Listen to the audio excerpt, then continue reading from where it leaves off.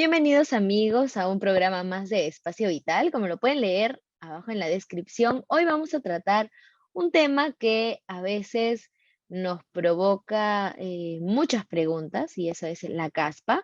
Específicamente, ¿qué pasa con nuestro cuero cabelludo y la caspa en el invierno? Y para tocar el tema de hoy tenemos de invitada a la doctora Catherine Córdoba, que es dermatóloga de Head and Shoulders. Doctora Córdoba, muchas gracias por estar aquí con nosotros y por ayudarnos a despejar un poco esas dudas acerca de la caspa. Hola Lucía, ¿cómo estás? ¿Qué tal? Muchas gracias por la invitación. Encantada de poder despejar, como tú bien dices, las dudas acerca de este problema que es tan común en muchas personas, ¿no? Para Ujú. empezar, más que todo, comentar, ¿no? ¿Qué cosa es la caspa? La caspa vendría a ser, la caspa en realidad es el término coloquial con el que se conoce la dermatitis seborreica, que es el nombre ya más médico, que es básicamente aquella descamación blanquecina que podemos notar en el cuero cabelludo, que puede presentar pues un paciente picazón, ardor, quemazón y hasta a veces es un tema estético, ¿no? Aquella descamación que vemos en la ropa, ¿no? Que a veces no gusta mucho. Hay diferentes tipos de caspa, realmente a veces dividimos a la caspa en dos grupos, ¿no? La caspa Ujú. grasa y la capa seca, ¿no? La capa grasa se acompaña más que todo con cuero cabelludo grasoso, oleoso, ¿no? Y la caspa seca con una resequedad del cuero cabelludo que más que todo es la que nos afecta más en el invierno.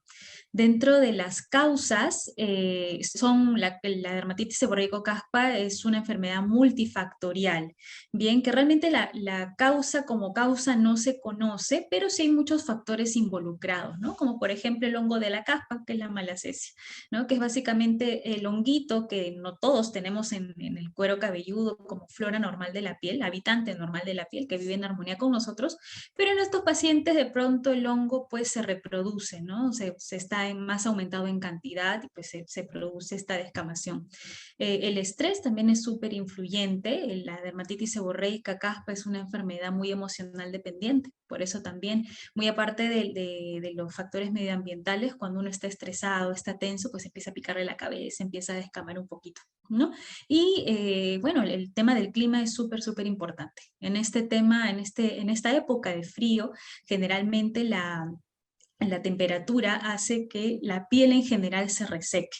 Entonces, esa piel reseca también afecta al cuero cabelludo y hace que éste Ujú. se también, ¿no? Y crea como un microambiente también especial para que este honguito se reproduzca más fácilmente. Ujú. ¿Qué condiciones tiene nuestro cuero cabelludo en esta época de frío que Ujú. hacen que aumente, por ejemplo, la caspa? Más que todo por el clima, como comentaba, se llega a resecar. O sea, el frío hace que la piel se deshidrate más fácilmente. Es como que se escapara el agua, por así decirlo, de la piel y del cuero cabelludo. Eso hace que el cuero cabelludo se deshidrate, se reseque y empiece a formarse esta descamación.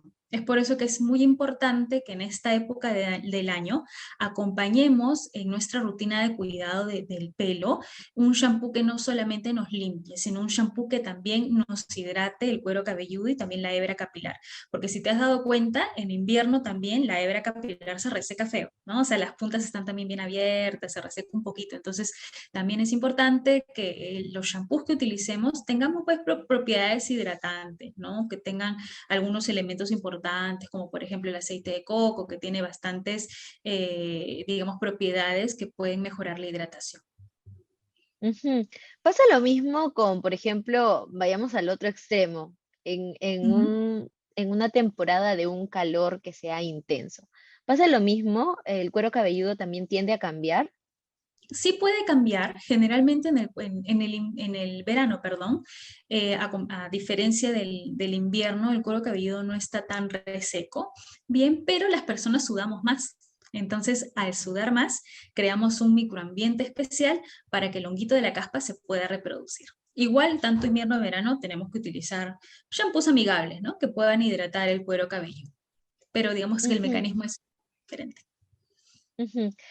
Con respecto a la hidratación del cuero cabelludo, alrededor de las redes sociales siempre está eh, estas asesoras de salud por ejemplo, en TikTok o en Instagram, que recomiendan algunos elementos que podrían ayudar a hidratar el cuero cabelludo y el cabello en general, pero ¿cuáles de ellas sí se podrían utilizar de manera eh, constante y que no sean perjudiciales para nuestro cabello y cuáles deberíamos evitar totalmente?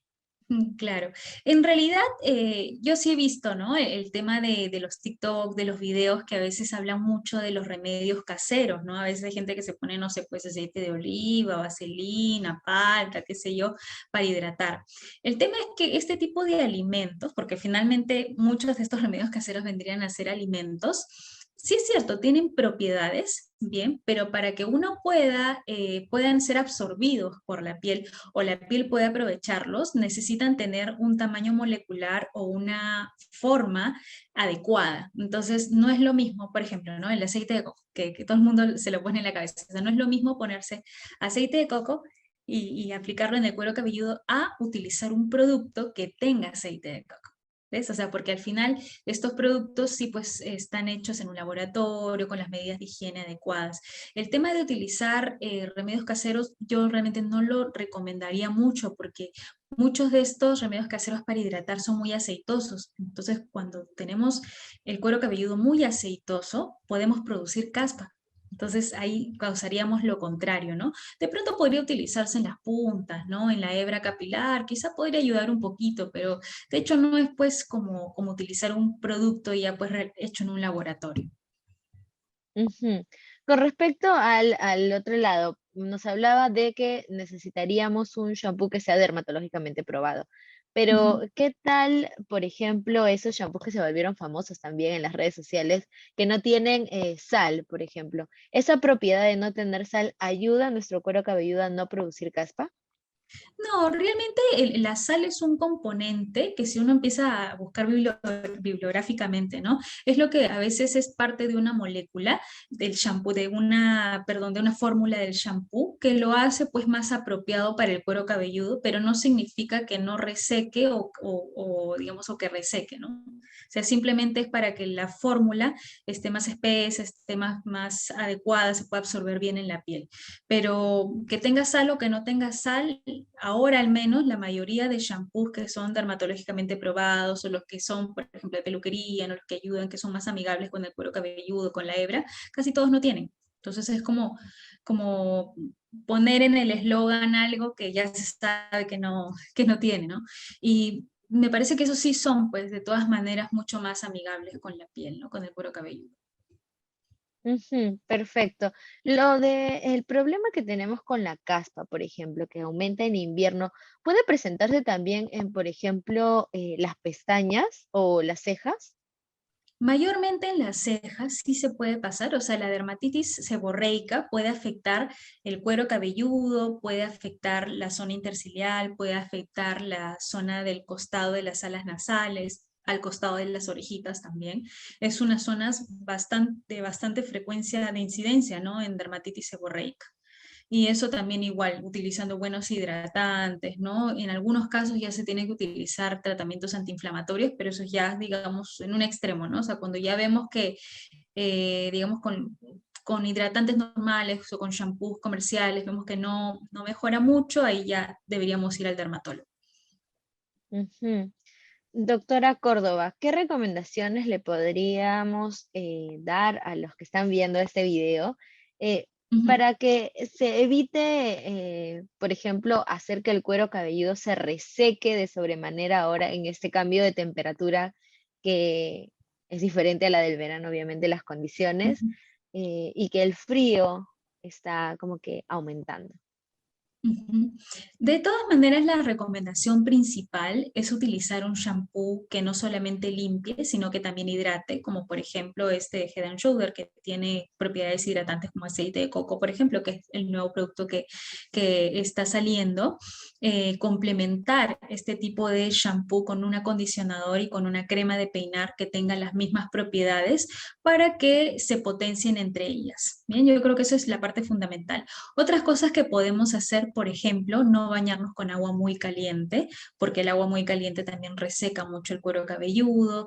Hay que tratar de que los baños sean cortos. Es importante evitar lo que más podamos el uso de gorros también, porque también puede hacer de que sudemos mucho y esto crear un ambiente para que el honguito de la caspa se reproduzca. Si vamos a secarnos el pelo, ahora creo que casi todos, sobre todo los que tenemos pelo largo, pues tendemos a secarnos el pelo porque hace mucho frío, tratar de que la secadora esté pues en una distancia adecuada, ¿no? No muy cerca, con temperaturas no muy altas también.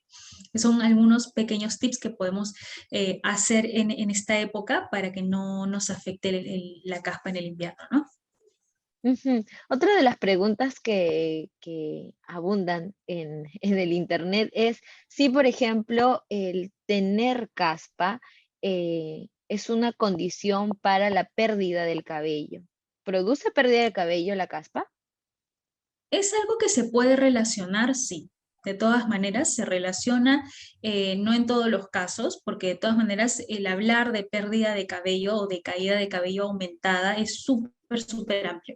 O sea, hay desde alteraciones alimentarias, hormonales, estrés, y también la caspa es más que todo una relación. Por eso cuando tenemos un paciente que tiene estos problemas de caída de pelo, es importante estudiarlo a fondo, ¿no? O sea, estudiar, digamos, hacer una buena historia clínica y preguntar, ¿no? ¿Estás teniendo caspa? ¿Con qué shampoo te estás lavando? Muchos de ellos sí te dicen, ¿no? O sea, sí, se me cae el pelo y también estoy con caspa, ¿no? Se corrige la caspa y muchas veces ya el problema de caída de pelo también mejora. Ujú. ¿Qué pasa cuando, por ejemplo, alguien, bueno, a veces no tenemos la cultura de ir a la dermatóloga o al dermatólogo, como vamos, por ejemplo, al Ujú. odontólogo o hacer otro tipo de chequeos? Y, por ejemplo, tenemos que o queremos cambiar un producto que ya usamos para el cabello hacia otro. ¿Puede eso ocasionar también alguna alteración en el cuero cabelludo? Sí, porque depende también mucho de qué estemos usando, ¿no? Hay shampoos, que eso me pasa mucho con mis pacientes, por ejemplo, aquellas chicas que se hacen a veces laseados o se hacen tintes, muchas veces utilizan un shampoo que les limpia bien y cambian a un shampoo, por ejemplo, de peluquería que no produce mucha espuma, porque muchas veces de esos shampoos quieren, se ocupan mucho de la hebra, ¿no? Más que del cuero cabelludo. Entonces cambian a ese tipo de shampoo si el pelo no se limpia muy bien. Entonces puede empezar a producirse caspita por eso, ¿no? Pero es más que todo de chequear bien, a veces se alternan, ¿no? Un shampoo que limpia bien con otro que cuide la hebra, ¿no? Es encontrar el balance y de todas maneras ir viendo, ¿no? Ir viendo, como te comentaba en un principio, casi todos, cuando los problemas son comunes, ¿no? Como este tema de la caspa, podemos ir tratando con shampoos comerciales y si ya vemos que hay componentes muy inflamatorios, el problema está muy feo, ya no mejora con nada y ya podríamos acudir al dermatólogo de todas maneras. Ujú. ¿Cuánto tiempo, por ejemplo, de que este problema de la caspa no se corrige de la manera que Ujú. esperamos, debería pasar para acudir ya a una cita dermatológica? Claro. De todas maneras, el problema de la caspa es algo bien cíclico, ¿no? O sea, por ejemplo, estamos con el paciente, aquel que tiene el problema de la caspa, utiliza un buen shampoo que hidrata, mejora, ¿no? Si es que empiezas a tener este tipo de problema y este problema va aumentando, es decir, se van aumentando los síntomas, ¿no? La cabeza pica más, arde más y producen otro tipo de cositas, no hay más caída de pelo, qué sé yo, esa sí es señal de acudir al médico, ¿no? Pero si uno ve que tiene un problema de caspa, como te digo, va muy bien con un shampoo y no pasa nada, se puede dejar ahí, ¿no? Más que todo Ujú. depende de los síntomas que tengamos. Perfecto. ¿Y qué otros factores, doctora Córdoba, además del ambiente, de la temperatura o del Ujú. uso de algunos productos, pueden aportar al aumento de caspa? De repente, está relacionada, por ejemplo, nuestra dieta diaria con alguna alteración en el cuero cabelludo.